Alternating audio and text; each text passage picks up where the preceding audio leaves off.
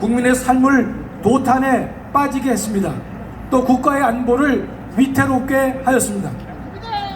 존경하는 애국시민 여러분, 지금 여당은 모든 선거 상황이 자신들에게 유리함에도 지면 죽는다는 절박한 심정으로 선거에 임하고 있습니다. 이는 민주당은 선거에서 진 자들을 죽였던 과거가 있기 때문인 것입니다. 지긋지긋한 주사파 정권의 무능, 부패, 불공정, 부정의가 끝나가는 상황이라 그나마 위로가 되었는데, 문재인보다 더 좌경화되어 있고 대장동 도박장을 개설하고 검사 사칭과 형수 욕설, 더 나아가 조폭의 연루 의혹이 있는 사람이 여당 후보로 활개치고 있습니다. 가슴을 치고 통탄할 일인 것입니다. 전과 사범을 지지하는 사람이 35%나 된다는데 경악하지 않을 수가 없습니다.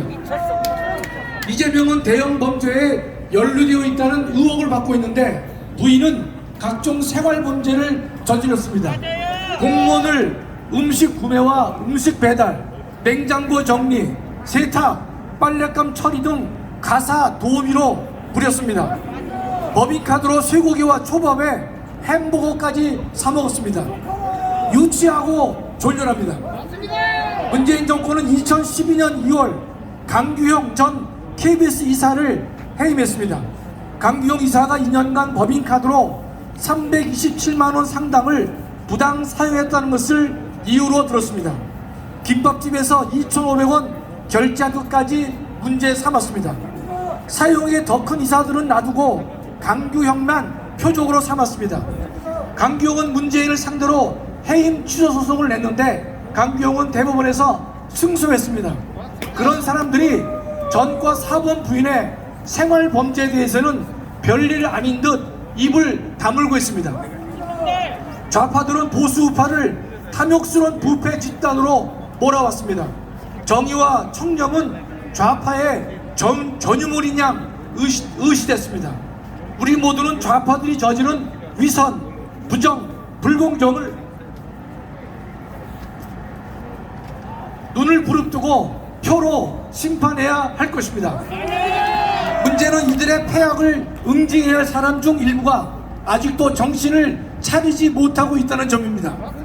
국민의힘 이준석은 단일화는 2등과 3등이 하는 것이라고 하면서 또 자강론을 떠들면서 단일화 노력에 찬물을 끼얹고 있습니다.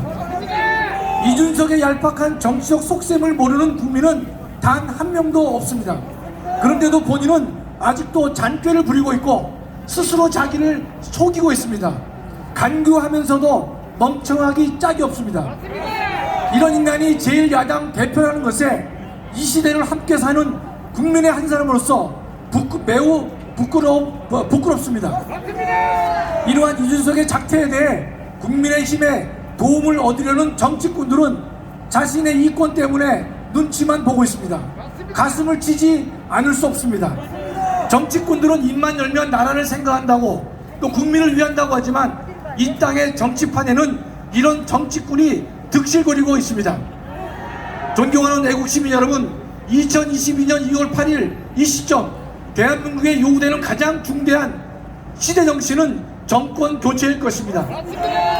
만일 정권 교체를 이루지 못하면 문재인 정권 하에서 이루어진 불법과 국정농단의 거악은 영원히 감춰질 수 있습니다. 탈원전의 위법성, 울산시장 선거에 대한 정권의 불법 개입, 시대의 부동산 스캔들인 대장동도 묵혀질 것입니다. 아니 이보다 더 근본적 문제에 봉착할 수도 있습니다. 그것은 대한민국 존립 자체가 위태로워질 수 있다는 것입니다. 또한 우리가 원하는 정권 교체는 안정적이고 넉넉한 정권 교체입니다. 그래서 단일화 내지는 연합정부를 하라고 하는 것입니다. 압도적 우위를 점하는 상황에 놓인다면 선거 부정은 엄두도 내지 못할 것입니다. 또 우리가 원하는 정권 교체는 전과 사범에 대한 지지보다 압도적 우위를 점하는 정권 교체가 되어야 할 것입니다. 근소한 차이로 승리할 경우 지금의 반대한민국 세력은 정권을 무너뜨리기 위해 다시 촛불을 들 것이기 때문입니다. 압도적 우위를 점하는 정권 교체는 후보 단일화 또는 연합정부를 구성하는 것만이 답이 될 것이요, 그것도 유일한 답이라고 생각합니다. 과거 김대중은 자신이 35%의 지지로 1위였지만 확실한 승리를 담보하기 위해 지지율 3%에 불과한 김종필과 연합했고 권력 분담을 약속했습니다. 그런데도 이회창을 1.5% 근소한 차이로 이겼습니다.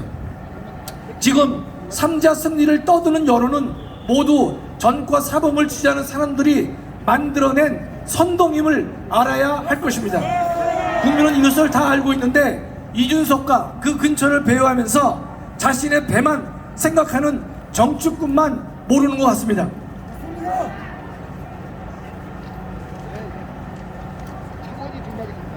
윤석열은 승리에 대한 절박감이 아직 부족합니다. 또 안철수는 정치 생명에 대한 절박감이 없어 보입니다. 민심은 단일화가 필수라고 하는데 안철수는 아직 완주를 외치고 있습니다. 윤석열은 이재명의 선심 공약에 대해 받고 두 배 방식의 방식으로 대응하고 있습니다. 연합정부만이 매표를 쏟아내는 포퓰리즘 공약에서 벗어나는 탈출구가 될 수 있습니다. 우리는 윤석열과 안철수에 대해 불만이 없는 것이 아닙니다. 아니, 맞습니다. 그러나 이들에 대해 100가지 의견이 다르더라도 정권 교체의 대명제에 동의한다면 모두 뭉쳐야 할 것입니다. 다른 대안은 없습니다. 단일화를 이루지 못하고 각자의 길을 가다가 패할 경우 단일화를 하지 못한 후회에 대한 고통은 생사를 잘라내는 아픔 이상이 될 것입니다. 패한 후에는 가슴을 치고 후회하고 통곡해도 아무 소용이 없는 것입니다. 지금 우리에게 필요한 것은 최선의 선택이 아닙니다. 최악의 선택을 피해야 한다는 것입니다. 최악을 피하는 것이 가장 최선의 선택이 될 것입니다. 이번 대선은 대한민국 세력과 반대한민국 세력과의 싸움으로 대한민국이 존속되느냐의 싸움이기에 우리 모두 목숨 걸고 이 싸움에서 승리를 해야 할 것입니다.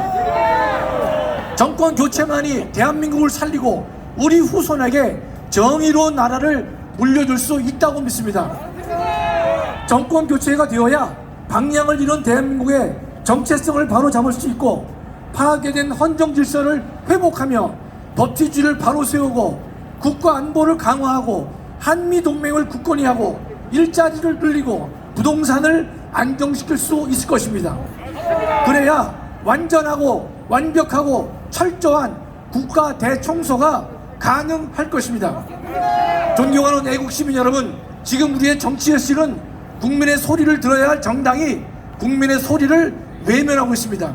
어제 우리는 국민의 뜻을 전달하고 정치꾼들의 잘못을 꾸짖기 위해 국민의힘과 국민의당을 방문했지만 문전박대를 당했습니다. 우리가 이런 구국 행사를 계속하는 이유는 이 백성이 우둔하기 때문입니다. 내 자유와 권리가 도둑에게 탈취당해도 이 백성들이 깨닫지 못하기 때문입니다. 또한 정치 지도자들도 정치 지도자로 자처하는 사람들조차도 이 나라가 약탈자에게 넘어갈 거라는 백성의 경고를 듣지 않기 때문인 것입니다. 우리는 지난 5년 동안 지도자와 백성이 우둔해서 힘든 세월을 보냈습니다. 그러나 더 이상은 안 됩니다. 헌정 질서가 파괴되고 법치가 상실된 이 나라에서 개, 돼지처럼 살 수는 없는 것입니다. 반드시 정권 교체를 이뤄 이 땅의 진정한 주인이 국민이라는 엄연한 사실을 우리가 우리 자신에게 보여야 할 것입니다. 또 진정한 민주주의의 승리를 세계 많은 나라에 알려야 할 것입니다. 또 우리는 싸워 쟁취한 자유와 권리를 우리의 후손들에게 넘겨주어야 할 것입니다. 감사합니다. 네, 김학성 교수님의 연설. 자, 헌법학자답게 이제 대한민국의 쓰레기들을 깔끔하게 청소할 시대가 된 것 같습니다. 다시 한번 김학성 교수님께 큰 박수를 보내주시기 바랍니다. 자, 바람이